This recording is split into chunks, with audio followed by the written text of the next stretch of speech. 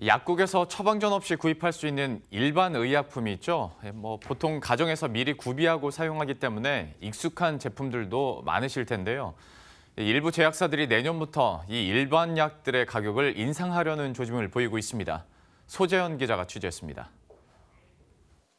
감기가 걸렸을 때 자주 찾는 드링크 쌍화탕이 내년부터 최대 20% 가까이 오를 전망입니다.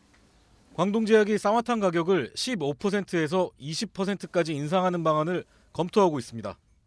데일밴드는 13%, 청심원류는 제조사와 상관없이 대부분 15에서 20%가 오릅니다.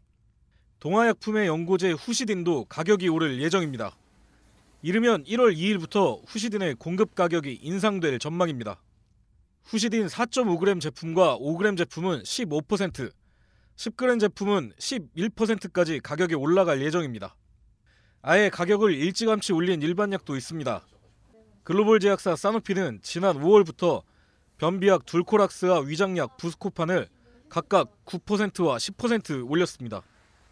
이렇게 공급 가격이 오르면 소비자들은 최소 500원에서 많게는 몇천 원 이상을 주고 일반 약을 구입해야 합니다. 쌍화탕 같은 건 제가 즐겨 먹는 그런 일반 의약품이라서 조금 신경이 좀 쓰이고 좀 부담이 될 것 같습니다. 후시딘 같은 거는 우리 아이들이 또 많이 다치고 해서 덜어 쓰기도 하거든요. 밴드도 마찬가지고 좀 물가가 좀 참 안정이 됐으면 좋겠습니다. 제약사들은 어쩔 수 없다는 반응을 보이고 있습니다. 일반 약 생산에 사용되는 원 부자재 가격이 올랐기 때문이라는 겁니다. 최근에 의약품 원료 비용이 많이 증가했고 유통, 물류, 그리고 관리 비용이 늘어나면서 부득이하게 약가를 올릴 수밖에 없는 상황이거든요. 일단 일반 의약품 위주로 약간 공급과 인상이 진행될 걸로 보입니다. 그러나 일각에서는 최저임금 인상 등으로 늘어난 인건비를 충당하기 위해 일반 약 가격을 소폭 올리는 것 아니냐는 말도 있습니다. 매년 지금 그냥 다 올려요. OTC라든지 비급여 제품 다 올라간다고 보시면 돼요. 모든 제품들이.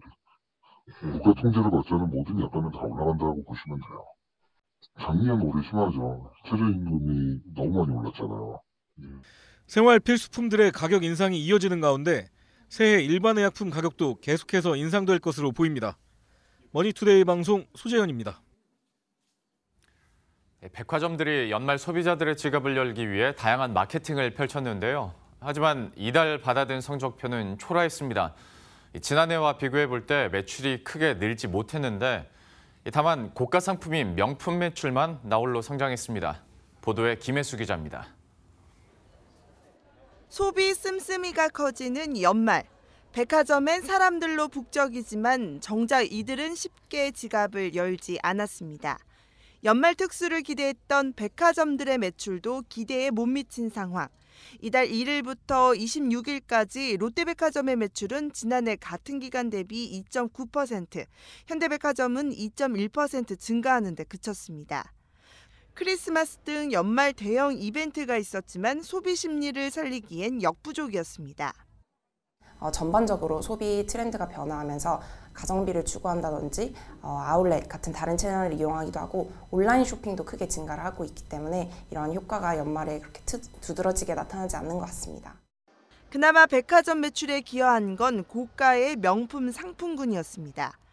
이달 명품 매출은 신세계백화점이 지난해 같은 기간에 비해 23.2% 늘었고 현대와 롯데백화점은 각각 18.1%, 15.0% 증가하는 높은 신장세를 보였습니다. 소비자들이 의류와 같은 품목은 아울렛이나 온라인 쇼핑 등 보다 저렴한 곳에서 구입하는 반면 고가 상품은 백화점에서 구입하는 소비의 양극화가 벌어지고 있는 겁니다. 명품 판매가 꾸준히 늘어나고 있지만 백화점이 마냥 웃을 수 없는 이유입니다. 연말 특수는 옛말, 소비자들의 지갑을 열기 위한 백화점들의 전략도 전면 수정이 불가피해 보입니다. 머니투데이 방송 김혜수입니다.